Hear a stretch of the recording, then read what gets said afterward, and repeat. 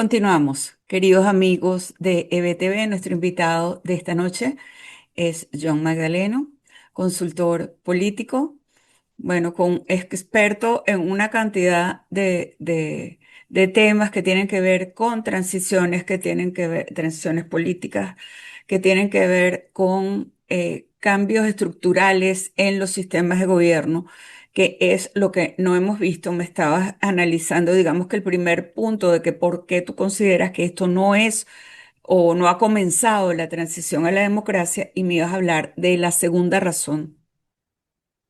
No, no, la segunda etapa. La razón fundamental por la que opino Ah, eso etapa, ya perdón. está desarrollado en el Ok, primer negro, ok. bueno, el primer corte del programa. De lo que quería hablar ahora era de la segunda etapa o el segundo proceso fundamental de una transición, porque la primera etapa o el primer proceso, que es por donde suelen arrancar la gran mayoría de las transiciones, se llama liberalización política. En resumidas cuentas, una liberalización política significa apertura del debate público, apertura, porque si no se configura una disidencia, ni se reconoce una disidencia, luego no puedes tener una oposición que compita por el poder. Antes de que la oposición compita por él, primero tiene que tener derecho reconocido para disentir y abiertamente para disentir de las políticas del gobierno. Y la ¿Estás de segunda acuerdo cosa con que la tiene lugar, doctora Blanca Rosa Mármol en que Dinora Figuera no debería ser la representante o nadie de esa Asamblea Nacional, porque según ella esa Asamblea Nacional terminó su periodo y no tiene por qué seguir? claro, Carolina, lo que pasa es que estamos sujetos a un hecho de facto después del 3 de enero. Ya estábamos sujetos a hechos de facto antes del 3 de enero. Es decir, Maduro fue mandatario de facto, Ujú. porque en efecto nunca se pudo probar su triunfo electoral.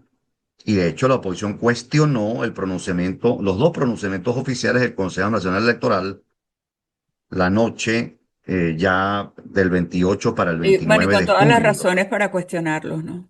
Bueno, claro, y la oposición presentó sus actas. Ujú. Que el gobierno Todavía todavía no ha estamos habido, esperando. Las actas de Maduro todavía claro, las estamos esperando. todavía el CNE, ni siquiera el gobierno, todavía el CNE, no solo que no ha publicado las actas o la contabilidad o el resultado como manda la Constitución y la ley, es que quien luego defendió esa cifra fue el gobierno y no el Consejo Nacional Electoral. De hecho, llamaron a las partes al Tribunal Supremo de Justicia. Entonces, es decir, yo entiendo el argumento de la doctora Blanca Rosa Mármol de León, entiendo o creo entender el propósito de su intervención, su recordatorio de que hay una constitución, Ujú. pero es que estamos sometidos a hechos de facto desde hace rato, Carolina. Así es. Entonces, respetando obviamente a la doctora Blanca Rosa Mármol, que es una jurista insigne de este país, Ujú. ese pronunciamiento me parece que olvida lo que está ocurriendo políticamente desde hace rato. No solo que ya había un hecho de facto, sino que ahora vino un hecho de facto de otro tenor el 3 de enero.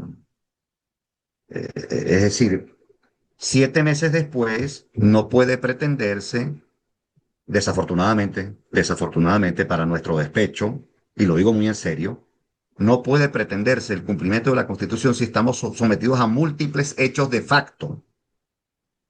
Uno, otro, múltiples hechos de facto. Y aquí viene una reflexión de fondo. Al margen de quien represente a la oposición, en este, que no es un asunto menor, y yo entiendo la preocupación pública digamos, sobre la materia, la verdadera urgencia de Venezuela es que si acaso se produce algún mecanismo de diálogo y de negociación, que se avance en la restitución de las garantías, que se avance. Ah, no se avanza. Mira tú la consecuencia que puede sobrevenir si este nuevo ciclo de diálogo y de negociación no hay un avance sustantivo. Puede ocurrir que la tutela norteamericana esté pensando en una segunda incursión en Venezuela. Mira tú de lo que estamos hablando, de la profundización de los hechos de facto. Pero ya ¿Sí? va, te quiero interrumpir ahí, porque tú piensas que a Donald Trump le interesa la democracia en Venezuela. Bueno, Hay mucha crítica, de hecho, respecto de su comportamiento en los Estados Unidos y eso ya es una indicación de cuán prioritaria es la democracia para él. Ujú. Pareciera que la prioridad estratégica para Donald Trump es más bien de tipo económico-financiero. Totalmente, Pareciera, y totalmente. por eso insisto, lo que está ocurriendo en Venezuela no luce como una liberalización política, sino más bien una liberalización económica. Es decir, se parece más a lo segundo que a una liberalización económica que a una liberalización política. Ahora, quien sí creo que tiene interés en una democratización en Venezuela, Nicaragua y Cuba Es es Marco Marco Rubio. Rubio. Claro, porque él quiere ser Ajá, candidato. entonces, Ujú. Pero él va a empezar ajá, por Cuba. John, él va a empezar ahí por está, Cuba. exactamente. Entonces, mira lo que tenemos enfrente. En ninguna parte del mundo el régimen político es monolítico.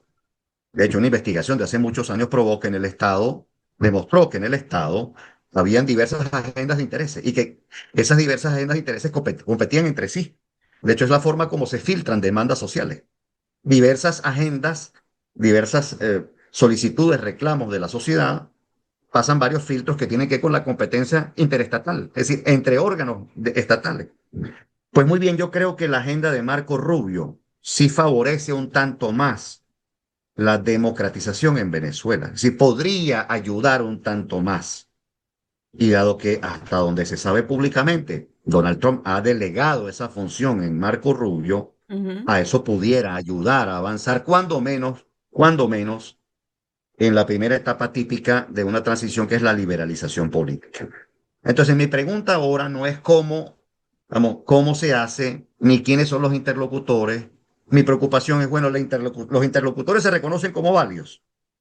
Segundo, se instala efectivamente la mesa de diálogo y de pero ¿quién los negociación. reconoce? O sea, el gobierno de los Estados Unidos, porque el pueblo venezolano no se ha podido pronunciar Bue- y Bueno, nadie nos ha preguntado. Yo sé que eso es muy pero difícil. Carolina, claro, y llevas razón. El punto es que la tutela es para todos. La tutela no es solo para el gobierno encargado. La tutela también es para la Sí, oposición. claro. Ah, los que habían pedido intervención militar no se habían percatado de esto. No se habían percatado de la consecuencia que tendría una intervención militar. Y todavía Esto, hay gente esto me recuerda pidiendo, y mucho. todavía hay gente pidiendo que seamos el Estado 51, por Dios. Bueno, O sea, de verdad que yo pero eso es que estoy bueno, absolutamente en contra ese es el y vamos a problema. hacer, Ese es el problema de hechos de facto de esta naturaleza. vamos a hacer, Exactamente. exacto, vamos a hacer otra pausa, John. Ya venimos con John Vamos, Magdaleno.